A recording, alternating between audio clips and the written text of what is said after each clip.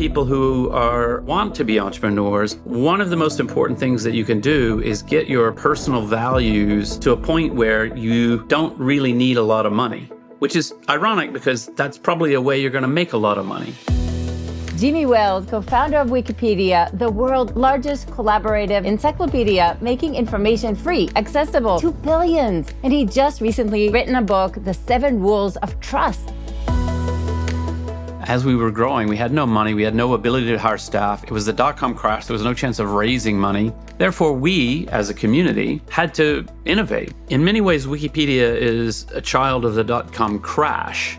There is no money coming in, and you're still deciding not to monetize, which is a really weird choice. For me, it should be like a temple for the mind. Like it's a place you go to think, to learn, to reflect. This whole concept of going to a community and raising capital is something that wasn't really there. The goal was to get $20,000 in 1 month. Within about 2 weeks, we had raised $30,000. Do you think that Wikipedia will change now in the era of AI? I think broadly the answer is... Jimmy, thank you for being on the show. Oh, well, thanks for having me. It's fun to be here. Oh, it's going to be so fun. So I have to take you back in time a little bit because I think everybody listening to this probably had these book encyclopedias back home, right? But except for having an encyclopedia in the house, did you have any special relationship with that? Like, what got you so excited about this thing? I think there were a lot of different things. So yeah, as a child, we did have the World Book Encyclopedia, which is an encyclopedia for kids, really.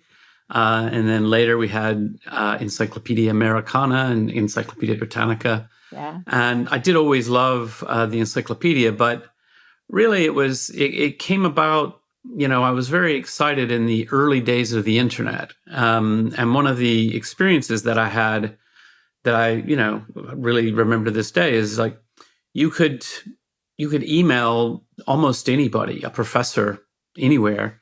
And if you asked a thoughtful and intelligent question, they would answer. And by the way, that's still true today. Like a lot of people are just very, very helpful. And I had a friend online who was a philosophy professor at Brown University. And he and I sort of emailed each other back and forth for years and years. And I realized, gosh, we've basically written probably a couple of books together just in our email correspondence, discussing and debating ideas. And so that was great fun. And so, I thought, actually, it's really interesting, that people are actually really eager to share knowledge and really eager to help with all kinds of things. And so that was part of the impetus behind Wikipedia. And then I was watching the growth of open source software and free software and seeing, programmers coming together to collaborate in new ways and share their work freely online. And I realized that kind of, online collaboration in a spirit of community could extend beyond just software into all kinds of cultural works. So before we go there, because if I take you back kind of through your career a little bit, you actually studied finance. So not something directly related, if you will. And I think you also enrolled to a PhD in finance. And at some point you changed your mind. Talk to us a little bit about the moments, because I think, especially on this Leap Academy show, like I'm trying to give like a little bit of blueprints of decisions that kind of build you to that. So take me back to that time in college, if you will. Yeah. So, well, I mean, in college, and sort of in graduate school, I was really interested in the markets. I had actually, as a very young child, I had this sort of funny thing. I had this idea just as the 1974 oil crisis was coming to an end. And I had read a news story. I was 8 years old. I'd read something about Winnebago. And Winnebago was in really deep trouble because during the oil crisis, gasoline prices had gone through the roof.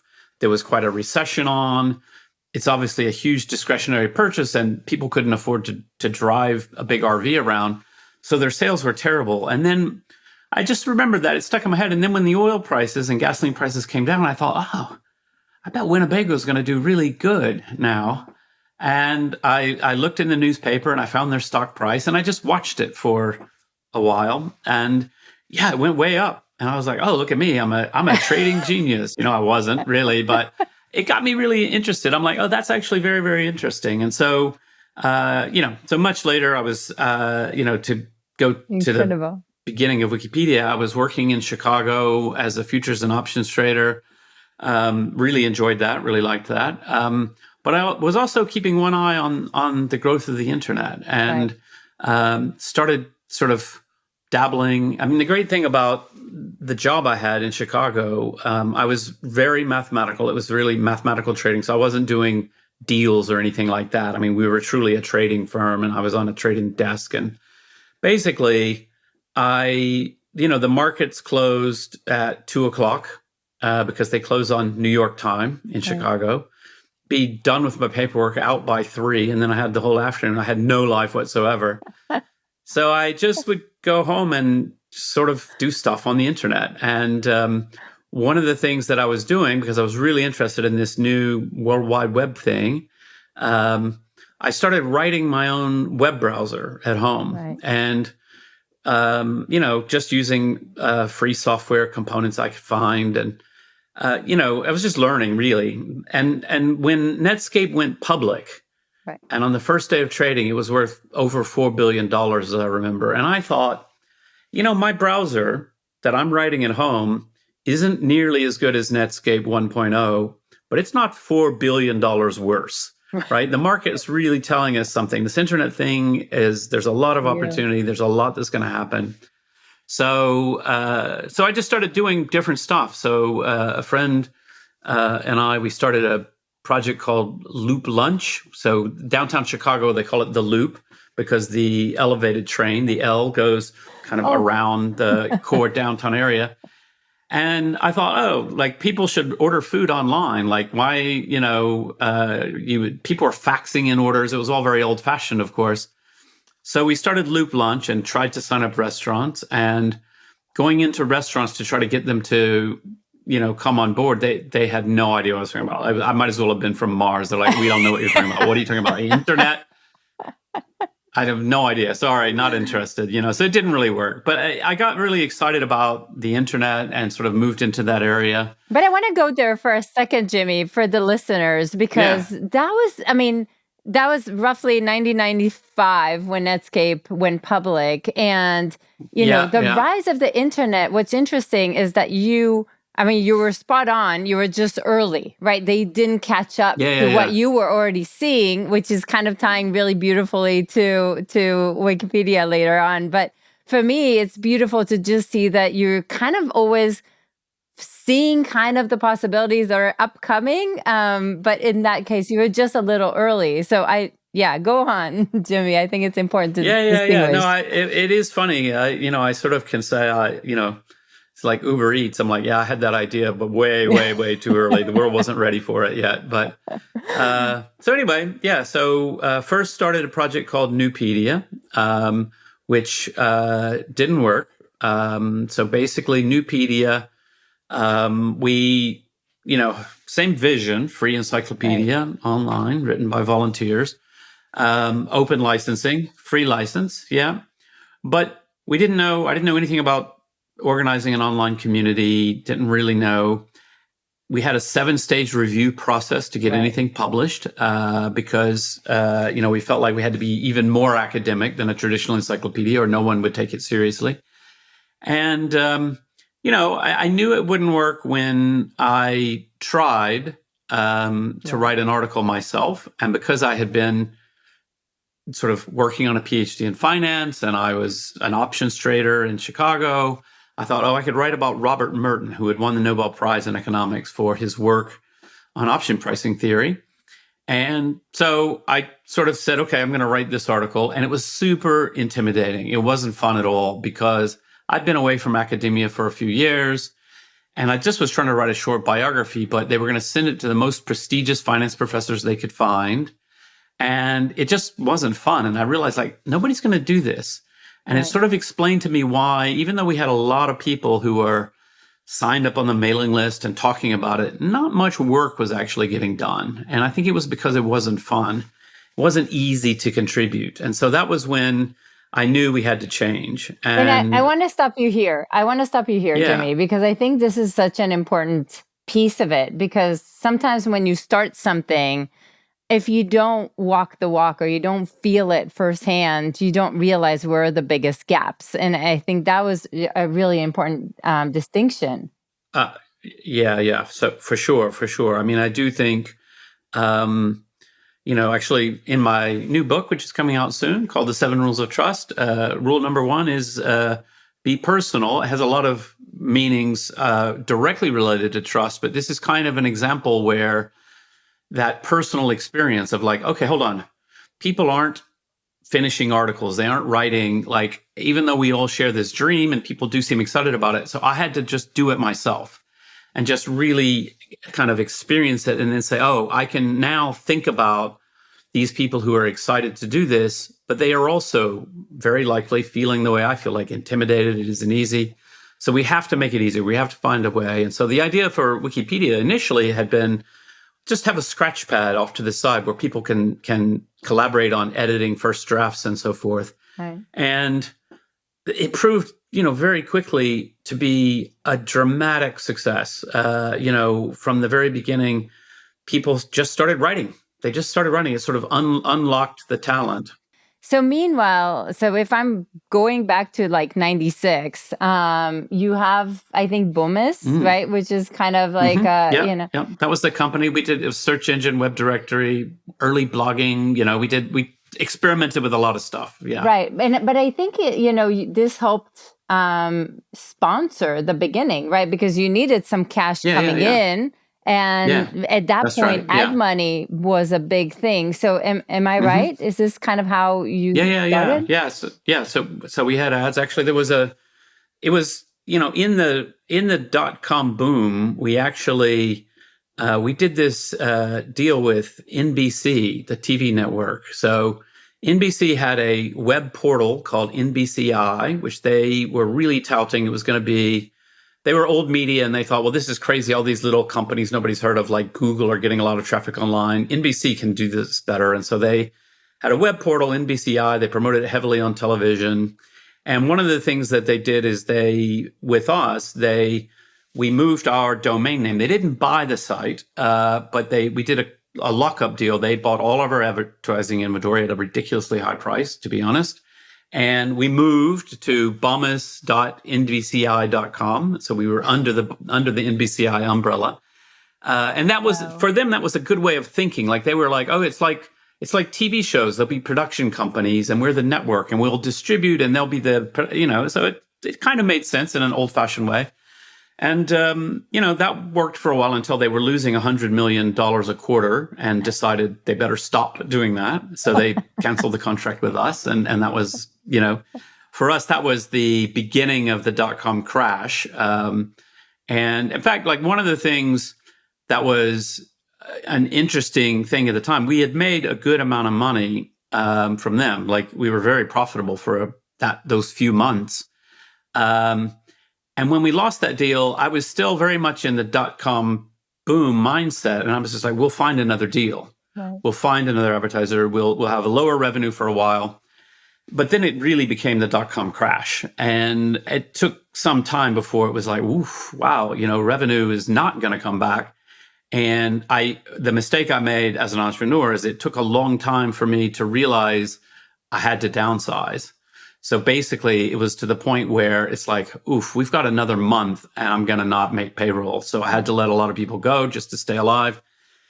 Meanwhile, kind of independent to all that, the side project, which was Wikipedia, was doing really, really well and was just growing and growing. And I thought, well, we definitely need to keep doing this. It didn't take long for it to pass the traffic that we had of any other website had ever done.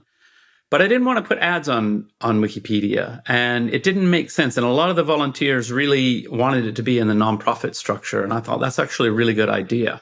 Well, but before we talk about the structure of Wikipedia, like at that point, I want to take you back to that moment of realizing like, this is really hard. I don't know if I can make payroll. Mm. What makes you, Jimmy, continue? Or, do you think of just closing down and shifting, or you're just seeing such wins of proof that this is working? Like, what gives you the motivation to continue? Yeah, I mean, I saw a path forward to, we had grown quite quickly, and I'm like, well, we can go back to being 4 people, and the website's doing fine, and eventually there won't be a .com crash forever. Right. So I thought we'll just keep going. And of course, back then I didn't have a clue about how to raise money. I never really sought venture capital. I didn't angel investors. I mean, I had my boss who I had previously worked for when I was a trader. He was an investor, but I guess that's angel investing. But it's not like I went out and sought. I just talked to Michael, and he was like, "Yeah, this sounds good. Let's, we'll do this. Then great." But yeah, and I do think, one of the things that I say to young entrepreneurs is, there's this, I have 2 pieces of advice.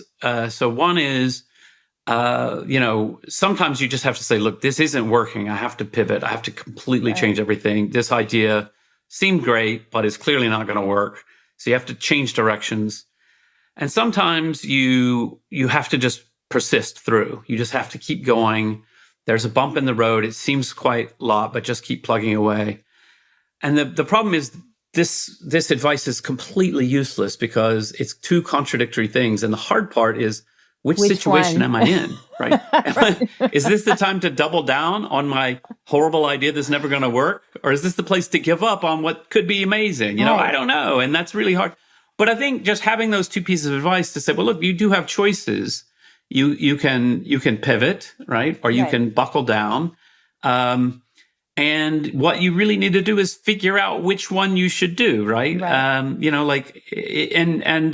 every context is going to be different, and you don't have to decide once and for all in many cases. You can have a side project, you can pivot to a degree and not everything. There's always something interesting that you might try. And then the other thing, it's just like broadly, I just tell people, look, the next 5 years are going to go by no matter what. No matter what you do, 5 years are going to go by. And you might as well be doing something interesting. And in fact, I mean, one of the great things about the Silicon Valley culture is if you do something interesting and it doesn't work out, that doesn't destroy your career forever. I mean, I've had meetings, I've talked to young entrepreneurs in places like Korea or Japan. And there, they do really feel a sense of like, it's going to be shameful and horrible if I don't succeed, which also often stops them from even trying. And I think broadly in our culture, in every culture, human culture, we should say to people who want to try something new, oh, that sounds interesting, go for it. And if it doesn't work out, hey, good on you for trying. Because we need innovation. We need new ideas. We need people to try things.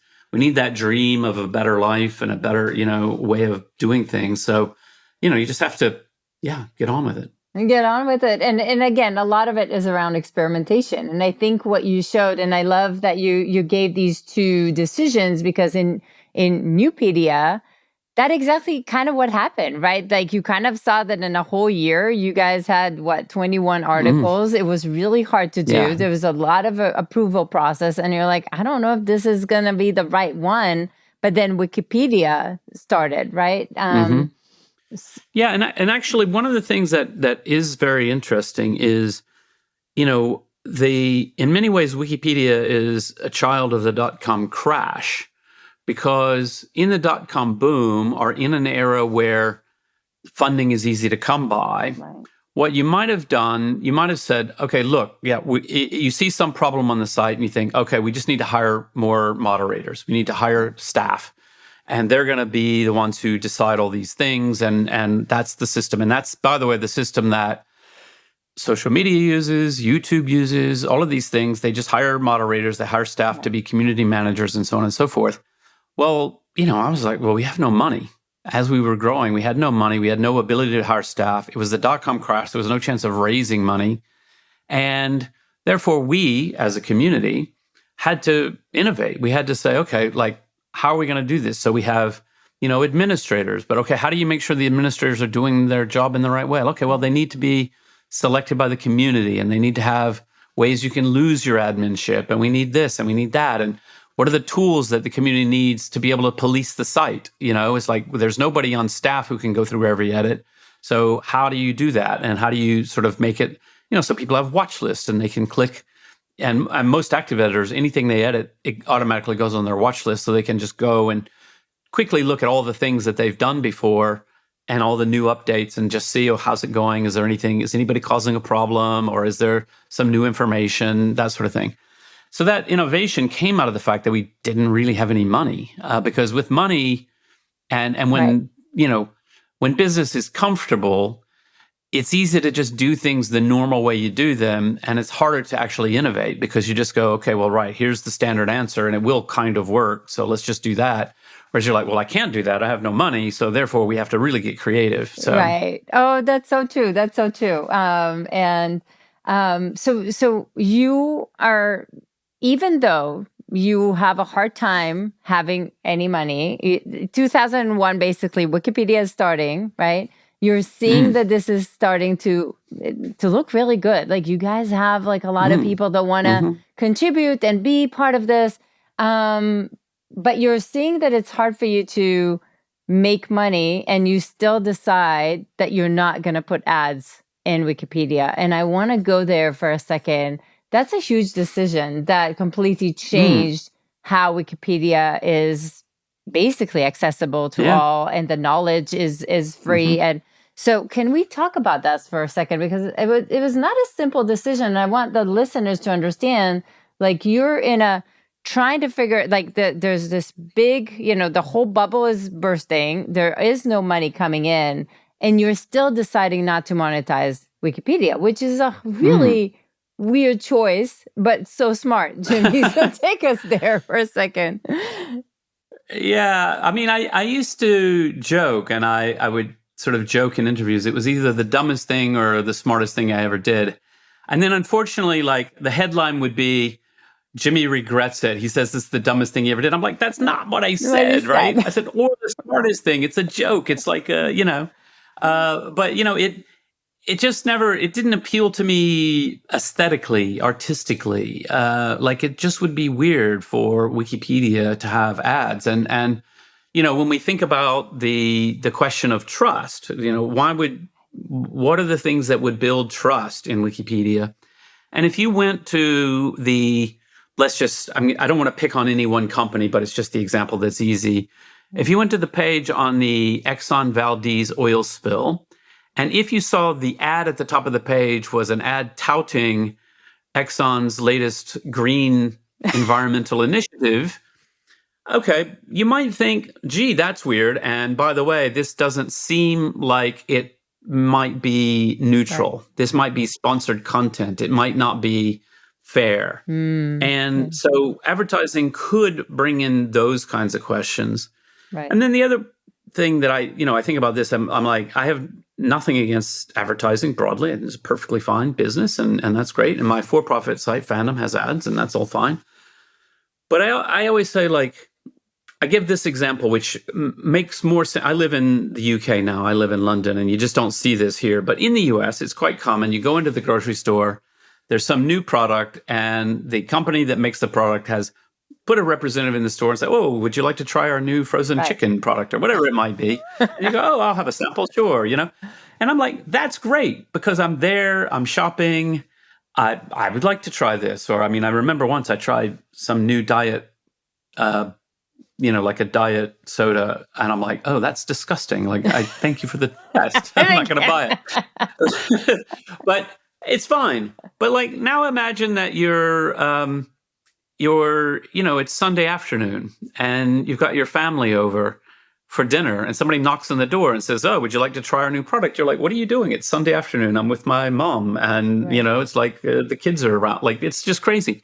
So I do feel like there's environments where advertising makes sense and where it doesn't. And to me, Wikipedia, for me, it should be like a temple for the mind. Like, it's a place you go to think, to learn, to reflect, to chew on ideas, to, visit those talk pages and see what are the debates and how did the article get to be the way it is, and all of those kinds of things.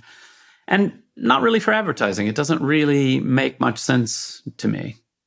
And I think the other element is also the topic. Like if you're going to start being more like a Google, right? You're going to start ranking topics and knowledge based on popular demand versus the real knowledge, right? For sure. There's an element. For sure. And yeah, exactly. And, we see, a lot of algorithmically driven content recommendations, which have a strong commercialized component to it, where, things are shown to you in the sidebar based on how likely you are to stay longer on the site and to click and so on, which is why, on certain news sites, like the Mail Online, there's always like celebrity gossip over on the right-hand side because people like to click it. And they, it's like, oh, look, there's, what are the Kardashians up to, Right. And Wikipedia, we don't have any of that. It's like the CSOs are chosen by the community because it's relevant and, like interesting and has to do with the subject at hand. It's, we don't have clickbait headlines or listicles, as they call it, Right. 15 generals who won the war and number 3 will make you cry. Like none of that. We just don't do anything like that. And, the titles of articles aren't optimized for SEO based on A/B testing. They're just called like, I don't know, like Donald Trump. The name of the article about Donald Trump is Donald Trump. That's it. It's very simple. No hooks. But it works because, there's no, it's like if you think long term, you know what you're going to get. When you click on a Wikipedia entry, you know what you're going to read. It's on that subject. It's going to have references, all of that. Right. So you're deciding not to monetize. Do you freak out? Like, how on earth do I actually pay the bills? Like, the reason why I'm going there, Jimmy, is that we have the listeners listening to this. A lot of them, I want to do more in my life. I know there's bigger things that I can achieve, but I'm scared. Like, I don't know how I'm going to monetize. How do I, like raise a family? Like, how can I actually make this work, Jimmy? So there's a couple things. So one, I just have to sort of put out there, which is that I always say, and I mean it, that I'm a pathological optimist. So I just, by my nature, I think everything's going to be fine. So I don't panic and I don't worry about stuff. And I'm like, I don't know, but like everybody's excited. So surely we'll find a way, like it's great. Like I have no idea. But then a little more sort of realistically, because that's not advice anybody can take, right? I can say just trust, but probably you shouldn't just trust, and I just do, and that's just me. But I do think one of the books that had a huge impact on me that is still on sale. It's a bit outdated. I reread it again just a few years ago. It's a bit old fashioned in certain ways, but it's called "Your Money or Your Life," and it's a book about ostensibly about personal finance, but it really is just basically saying. One of the core lessons is you can live on a lot less money than you think, particularly if you set aside a lot of the consumerism and a lot of the things that people think you need, keeping up with the neighbors and things like that. Right. And frankly, the best things in life are free. And, like the things you think you need to do to be happy, most of them don't actually make you happy. And so that if you can train yourself, and like if you read, nowadays there's a lot of great Reddit groups on personal finance and retiring early and all those kinds of things. And one of the expressions they talk about is lifestyle inflation. So for young people who are working in a corporate job, they live perfectly happy. Most people, they kind of remember those college years when they were eating ramen noodles and just hanging out as some of the happiest years of life. But suddenly, now you've got a job and you got a promotion. Right. And every time you do, you still feel like you're just barely breaking even and barely making it. You spend every penny you make. And if you really examine it, it's like, well, you used to live on a lot less money and you were perfectly happy. And now you're still on that treadmill and you're you want to get that big promotion. Right. But then when you do, you move to a bigger house or you buy a fancier car or you change your vacation habits and things like that. And so suddenly that lifestyle inflation means you're back where you were. And so that had a lot of meaning to me. And I'm a human being, so I have to say, like, I live in a very expensive part of London, and I sometimes think, oh yeah, I'd be perfectly happy on a dorm sofa, but but here I am. But I can afford it, and that's okay. But Right. I do think, particularly for people who are entrepreneurs or want to be entrepreneurs, one of the most important things that you can do is get your sort of personal values to a point where you don't really need a lot of money, which is Right. ironic because that's probably a way you're going to make a lot of money. But I think it's sort of tied up with, I think if you want to be an entrepreneur, if your primary motive is, I want to make as much money as possible, that's probably not going to work out for you. Right. Because you're not going to be excited about the thing you're doing for itself. You're just going to be thinking about, how do I make the most money as quickly as possible to buy a Lamborghini or whatever crazy thing you want to do. And it's probably better to go, you know what, I want to be resilient. And if I have gotten to a point in life where I think I need, because I've had a great job at a tech company, I think I need 200 grand a year just to live. Okay, well, I guarantee you don't need 200 grand to live, right? You do need 200 grand if you're living in San Francisco, a very expensive place, to live in a certain way.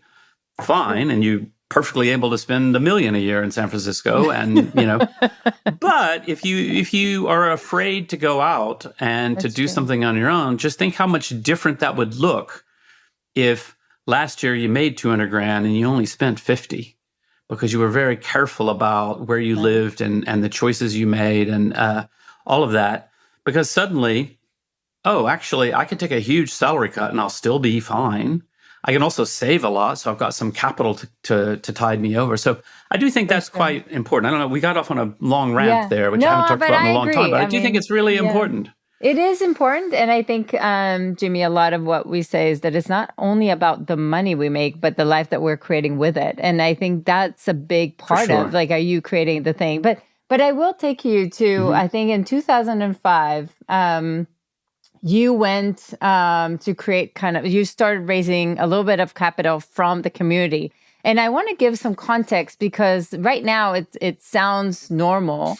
But Indiegogo, Kickstarters, all of these started kind of a few years later. So this whole concept of going to a community and raising capital is something that wasn't really there. How did you even think about it? And how did you make it happen?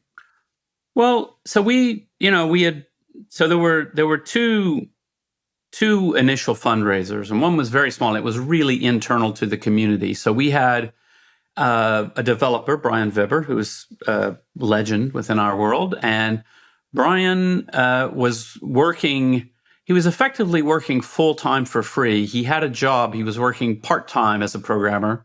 I'm going to say like 20 hours a week, but he was spending at least 40 hours a week working on programming for Wikipedia. And, that was amazing. But Brian needed a new laptop. His laptop was about to die. And so we just put out the call within the community, and it took no time at all that people contributed $100 here and there, and we got Brian a new laptop, and that was great. But then the big moment, I had been just buying the servers. We had 3 servers that we were using, and on a Christmas Day, 2003, Christmas Day, 2003. So Wikipedia is about 2.5 years old. Of the 3 servers, 2 of them died. Hard drive failure. I mean, it was such bad luck. And nobody was in town. We were down to 4 people then, the company. Everybody was gone. I was in Chicago visiting relatives and so on. So I had to get online and scramble and get the whole website running on one website, which meant on one server, which meant it was really slow. Everything was running on the database server instead of separate web servers in front of the database server. And I was like, yeah, we are going to have to raise money. And so I set a goal for that first real fundraiser. This is the first one with Brian. That wasn't about, it was just sort of put out the word, like, let's chip in and get Brian a laptop. But we put banners on the site, and I hope to get, the goal was to get $20,000 in 1 month, 30 days. Because I thought with 20,000, we can get probably 5 or 6, or I think our first order was initially 8 servers front-end servers, maybe a second database server. And we hoped to do it in a month. And it was basically within about 2 weeks, we had raised 30,000. So that was the first time that we put notice on the site saying, we need money, please help us. And people did respond.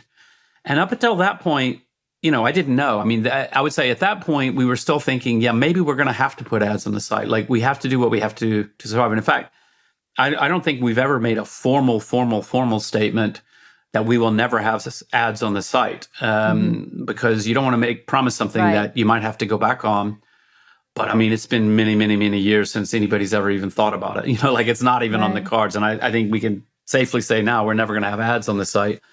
And but at that time, it was like, I don't know. Like, we're going to see. And, there were other ideas people would bandy about, like, could we do some sort of a freemium model, where you pay extra to get what? I don't know. That was the problem. Like, get what? Like, we give everything away. It's whatever, And so ultimately, that was the first time that it was pretty clear. It's like, oh, wow, like, actually, this could work.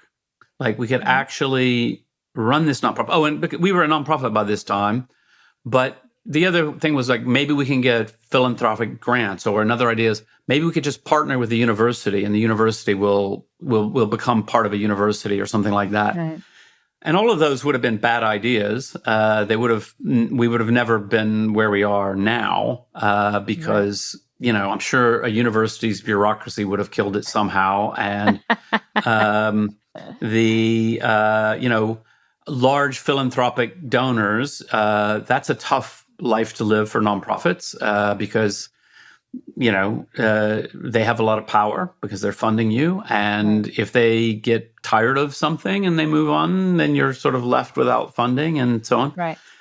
So the idea that maybe the general public would chip in their $20 each, and the fact that first fundraiser worked was like, really like, wow, this is fantastic. Like, this means this could work. And, with traffic growing like it was, we knew that, okay, like, we could raise more next time, because if we keep growing like we are, then next time we'll be able to raise twice as much or whatever, because we have twice the traffic.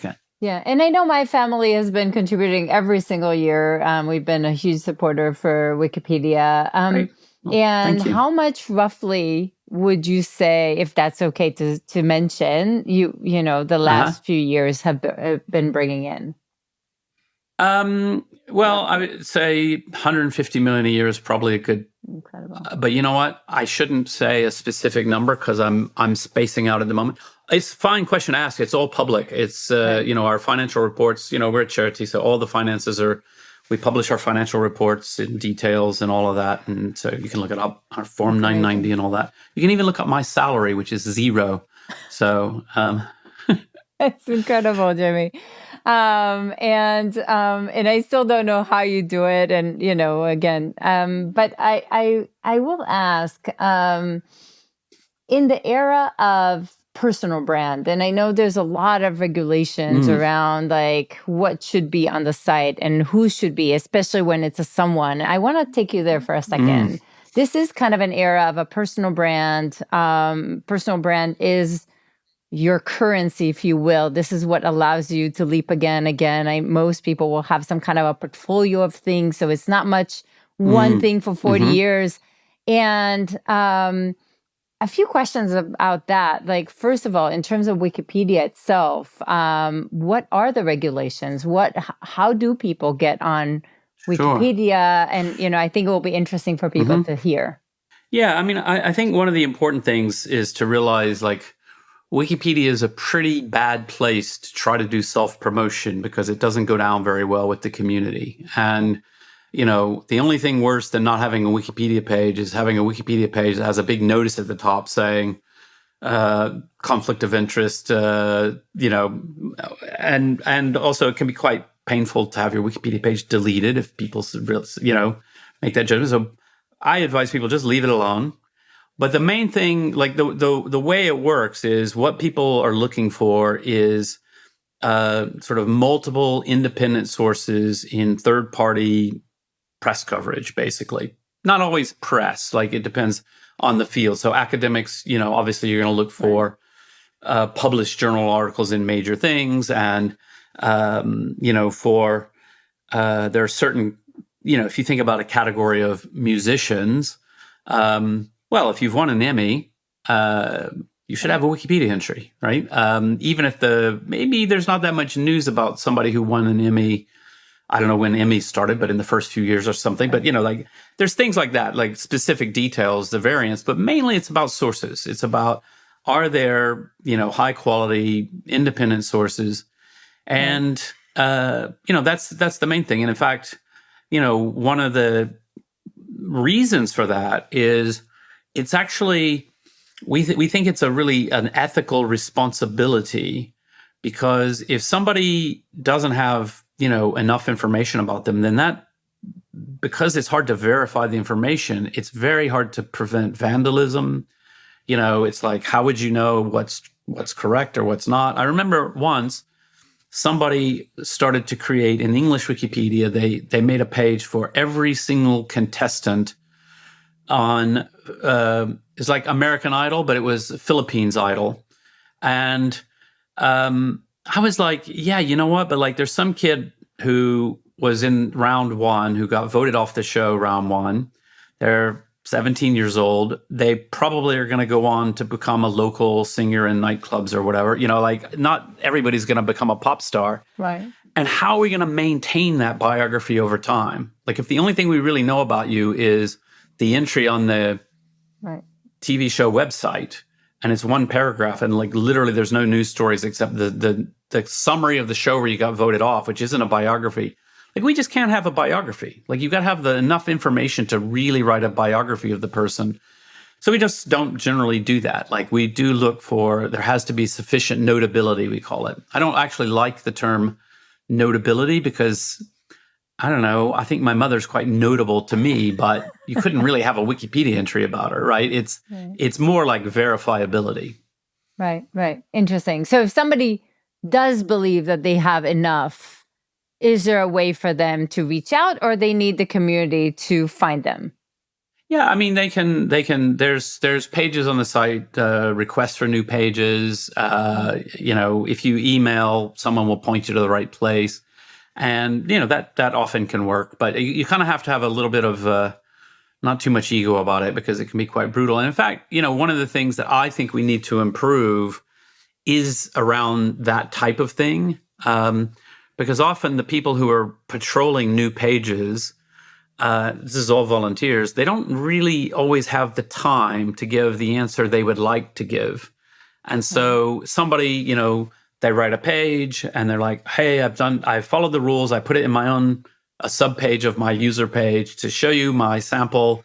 And they just give this answer, no, or maybe it's got a couple of lines and it's like, but I don't understand.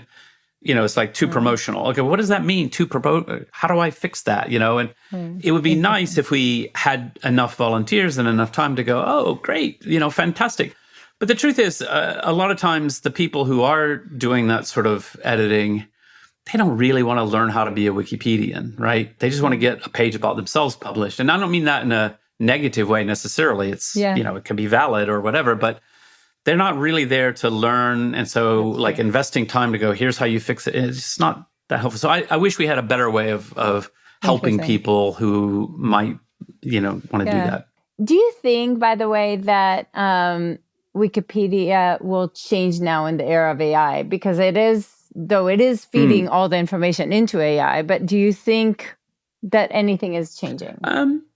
No, I mean, I think broadly the answer is no. Wikipedia will be Wikipedia. It'll be as it is. I do think, I think there are opportunities around the community using AI as support for the work. So, and that I could probably talk for 2 hours about just that alone. What does that mean? Well, so I can tell you what it doesn't mean. It doesn't mean let's let AI write the articles, because it's terrible. It's really, really, it's not good enough at all.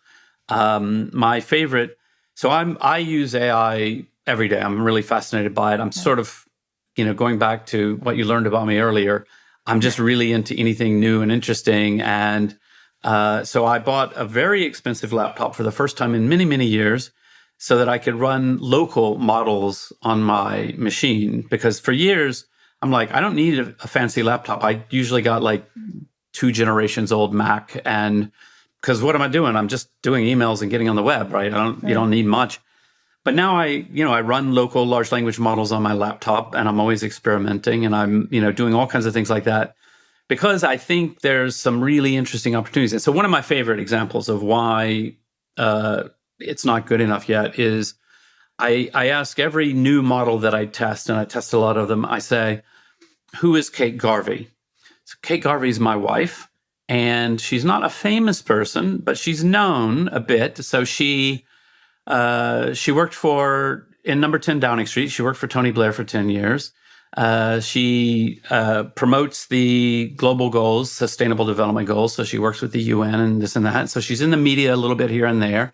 She's in a lot of books that were written by people from the Blair administration because she was right there in the heart of it all. Right. Great. So you would think the AI could write an article about her, or at least know who she is. And it's hilariously wrong, but always plausible. That's what's dangerous. Right. So it will often say that she set up a nonprofit. This is true. It'll sort of it once said that she set up a nonprofit to promote women's empowerment in the workplace, and that she did this with Miriam Gonzalez, who is the wife of Nick Clegg, who was the deputy prime minister from a different party, from the Labour Party. And he went on to work at Meta as their policy officer and things like that. So he's a known person. And we know Nick Clegg. I know him from work. He was at Facebook, and his kids went to the same school as our kids, like London, small town London. Right. And when I showed my wife this, she was like, "Oh wow, that's bizarrely plausible." Right. Like, we do know them. They could have been at a dinner party and got to talking and thought, "Oh, let's set up this thing." And like, why wouldn't that be possible? So it's eerily plausible. And then the other thing is, I always ask, and who did she marry? And that's also always wrong. It's quite hilarious because it's often people we know, politicians, journalists. It once said, "You'll know who this is now." Americans will know who this is because it's a recent big story. But Peter Mandelson, who was the UK ambassador to the US, who recently had to resign because of his old friendship with Jeffrey Epstein. I mean, Peter Mandelson. And I said to ChatGPT, I said, "Well, isn't Peter Mandelson quite famously gay?" Because he is. And then it got very woke with me, and it said, "Oh, it's not appropriate to speculate about people's personal sex lives, and gay people can get married in the UK." And I'm like, "Yeah, okay, but not really my point." So anyway, you can't use even the cutting edge models to write Wikipedia entries. So that's right out, and I don't see any change in that. The hallucination problem. I just was at a talk from Gary Marcus, who's an AI researcher who's gotten quite famous recently, and he was just going through the details of why the hallucination problem is so bad and isn't going to get better anytime soon. On the other hand, there's a lot of stuff that it can do, and quite effectively. So one idea I've had and I've played with a bit is, feed it a short article that has 5 sources, and say, is there anything in these sources that isn't in Wikipedia but could be? Or is there anything in the Wikipedia entry that's not supported by the sources? And you know what? It's actually pretty good at that. It isn't always perfect, but it doesn't have to be perfect. If all it's going to do is make a suggestion on the talk page to say things like, "Hey, I noticed that 3 of the sources mention this person's place of birth, but Wikipedia doesn't," people will go, "Oh, right. Yeah, that should be in there," and they can add that. So there's stuff like that where I think work could be done. And it's not just like casually just like write a prompt and start doing that. It's like really some experimentation. Another example, I was just saying, wouldn't it be great if a newcomer suggests an article that definitely isn't good enough? Wouldn't it be great if somebody could write them a pretty detailed explanation of what was wrong? Right. Well, the AI can probably do that, or do a pretty good job of it. And it could have a disclaimer saying, "I'm an AI, so sometimes I'm stupid, but here's the sorts of things that you might want to look at." That's true. And that might actually be helpful and more less sad, I think, for the well-meaning newcomer who just gets a no. I'm like, "Oh, that's not fun. I tried to help it with Wikipedia, but they said no." Right. Okay. No. Instead, it's like, oh, I tried to help with Wikipedia and I made some mistakes. And guess what? The AI helped me and then I got it published. I'm actually quite happy about that. Great. That's a good outcome. So I think there's a lot of interesting stuff that we might do in the future that will help the community improve Wikipedia. Another area is, of course, we're always accused of bias. And that's a very complicated topic and so on and so forth. And, I'm sure sometimes we are biased and we need to work on that. And how do we work on that? But normally what we find is that the entries on that are really intensely looked at by a lot of people, like the research shows, those tend to be reasonably neutral. And where bias creeps in is in pages that nobody's really paying attention to. Because maybe somebody comes in with an axe to grind and they sort of write something that's their view on the matter and nobody's really noticed it yet.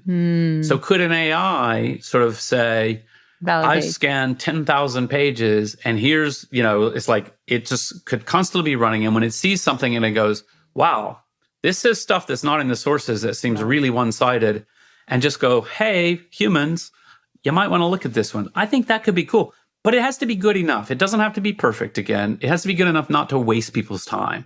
So if it's just complaining about stuff and then you go in and you look at it and it's like, well, you're just wrong. Like you don't understand humans well enough to understand this is actually fine. Then it's a waste of time. But I get excited about what can we do that's new and different, and not just be afraid of the technology or, we sort of are very skeptical. But right. Yeah. No, but I love the points that you make. So for you, 7 Rules of Trust, your book, what are the 7 rules of trust? How do you look at trust overall? And I think it is something that you put a lot of focus in Wikipedia overall. And a lot of the decisions you've been making are around how to create that trust in the information, in the community, and the people, and all of that. So how do you view that, Jimmy? Yeah, so the book isn't just about Wikipedia. And we actually interviewed some really amazing people, big journalists. So Christiane Amanpour, Tom Friedman.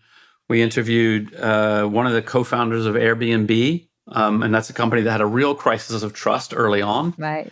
And the idea was to really explore, and academics, and, we talked to a lot of people. And the idea was to say, look, we know that trust has been fundamental to the success of Wikipedia. Both, the effort to be trustworthy, to be a good source, to shoot for quality, to try to be neutral, all of those things that we try to do. But also Wikipedia is very trusting. You can go to whatever, 99% of the pages in Wikipedia, click edit and make a change, and you don't even have to log in. Like, it's insane. It's amazing, So how can Wikipedia be so trusting when, as we know, the internet's full of trolls and this and that? It turns out it only seems like the internet's full of trolls because most of the social media algorithms tend to promote content from trolls because it's good for engagement. It gets people angry. It gets them responding. It gets a rise out of people. It's a train crash. It's not fun. It's not healthy. I think it's a really bad business that's going to bite them eventually. But so, the rules of trust, a lot of them, I'm not going to tell you all because I want people to buy the book and learn them all. Good. But for example, some of the really simple things would be like transparency. Like, just be as transparent as possible whenever you can. And this applies as well to, when you've messed something up.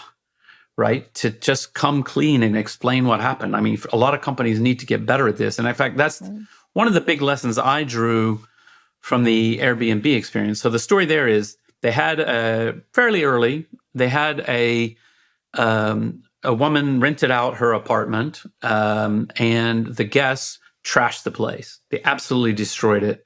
And, the company didn't respond very well. And they got bad advice from PR and legal to keep their mouth shut. It's going to blow over. You can't respond or you might become more liable, blah, blah, blah, blah. And so for, a week or two, they just were frozen. And it just got worse and worse and worse. It was a huge social media storm. It was more and more in the press. And finally, they said, forget all you advisors. You're just wrong. This is killing us. And they basically, they published a full mea culpa saying, we screwed this up. Here's what we got wrong. Here's an apology. We're going to fix the apartment. But more than that, they actually stopped work for a while at the company. Maybe not all the work, but a lot of work. And like everybody in the company's focus was, how do we become trustworthy? Because if people believe that if you put your apartment on here, it's going to get destroyed and the company's not going to do anything, nobody's going to put their apartment on. Or if, as a renter, if you think, I'm going to travel all the way, I'm going for the first time in my life, I'm very excited, I'm going to go to Paris and I don't speak a word of French, and I show up and the apartment doesn't even exist, Right. I'm so screwed. Like, I'm terrified about that. So people have to trust this. So that's when they started doing, a lot of new things. They, sort of, you have to upload your ID and prove you are who you say you are, so that if you screw somebody, they can find you and do something about it. Right. And they indemnify. Like if you put your house on Airbnb and somebody trashes it, their insurance will pay for it, because they're like, people won't do it unless they feel safe. And so all those kinds of things. But I think, so I'm telling a whole big story about Airbnb, their story, but one of the pieces of that was transparency about like, oh, here's what we did wrong. Here's why we did it wrong. And here's how we're going to change. And they were like super public and obviously it's gone on. It didn't collapse. And, people didn't stop using Airbnb. They still use it and they trust it, and massive success. So a lot of stories like that in the book. Yeah, and actually in episode 122 in Leap Academy podcast, we actually had Nathan Bletcherzik. I think I'm not butchering his name. That's who we interviewed. And he was incredible stories. I always say, instead of saying his name, I just say one of the founders of Airbnb. I could say Nathan, but his last name, actually, it was one of the fun bits when I was recording the audiobook.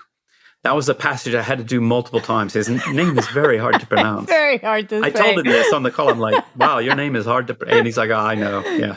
Can I say Nathan Lecharzik. Oh, yeah. But he's a great guy. It was a great interview. It was really, So it's good if you had him on. Yeah. No, super fantastic. So, so for sure. I mean, and what you shared is incredibly important for businesses, individuals. Like, how do we convey that belief and trust? It's true for everything that we do.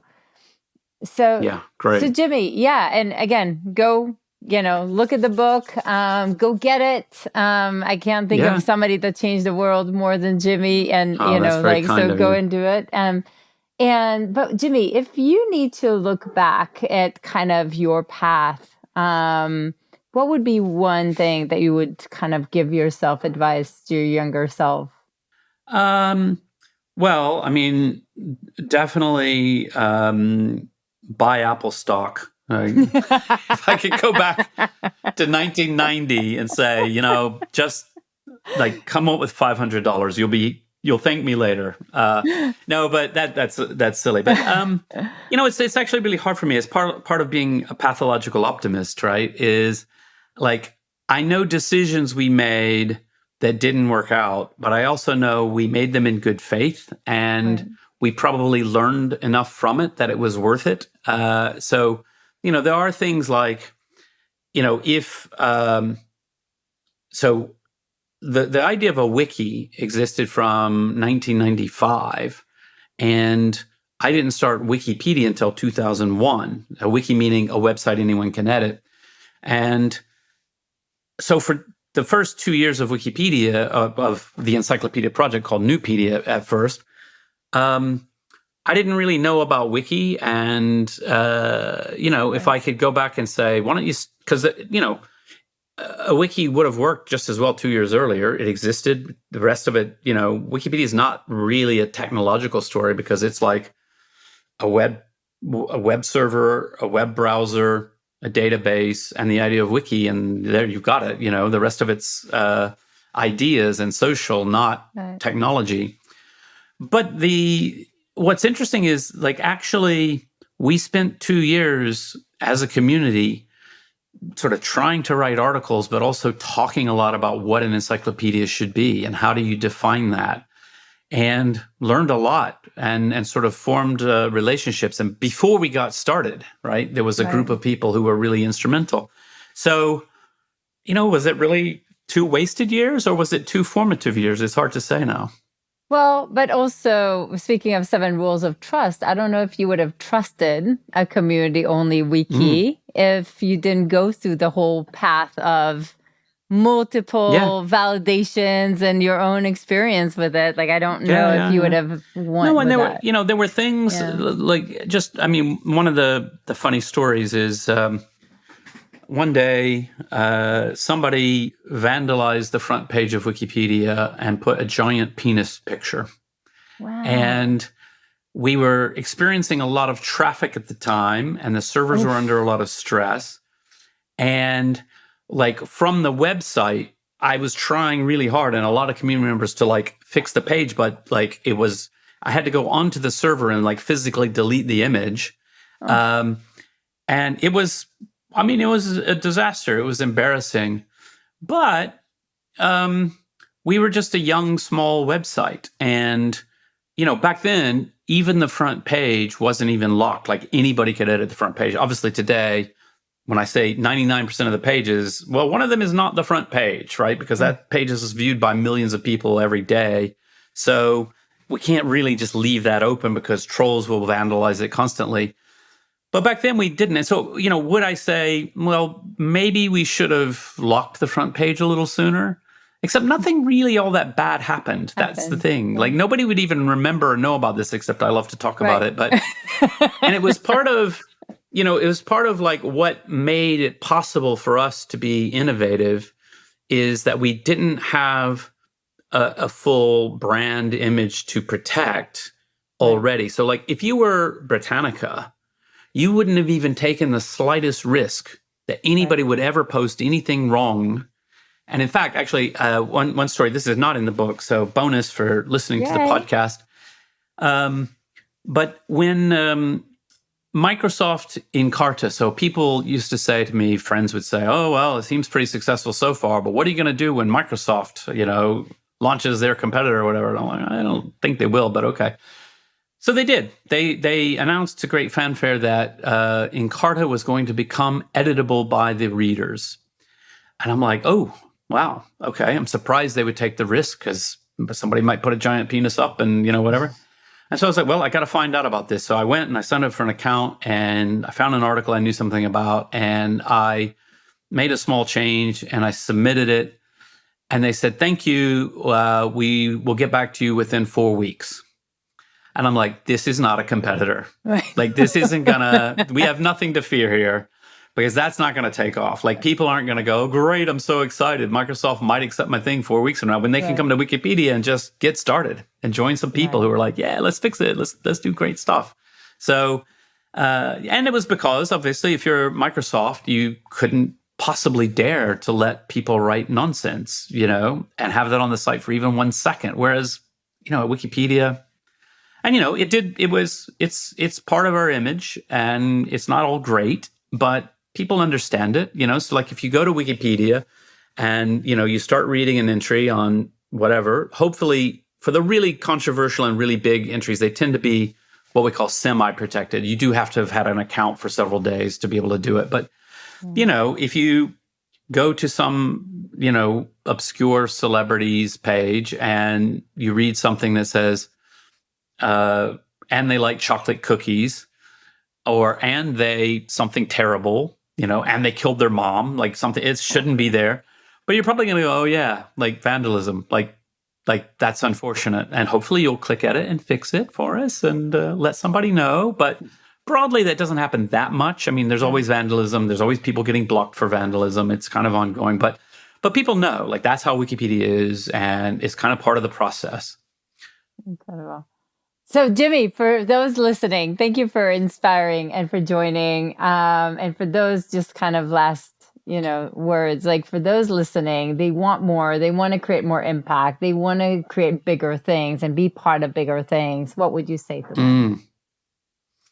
Yeah, just get started. I think that's really important. There's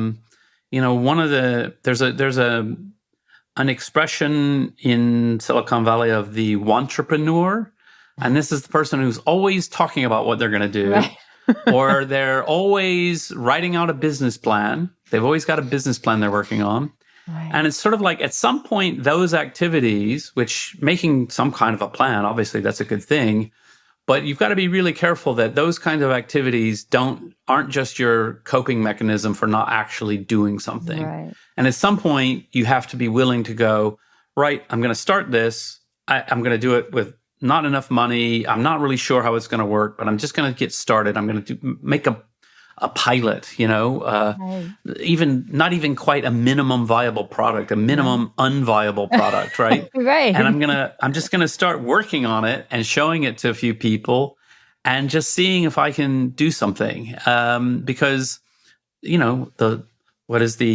a cliched old, the longest journey begins with one step. Okay, yeah, that's true. The shortest journey also begins with one step, but no journeys begin without taking that first step. So you got to go. Jimmy, thank you for being on the show. Well, thanks for your time. It's really good. More episodes that you're going to love are right around the corner, so definitely make sure to click the like button and subscribe to our channel. Also, who in your life should see this today? Do share this with them. This will inspire and help those you care about and helps us continue to bring amazing guests. And I will see you there.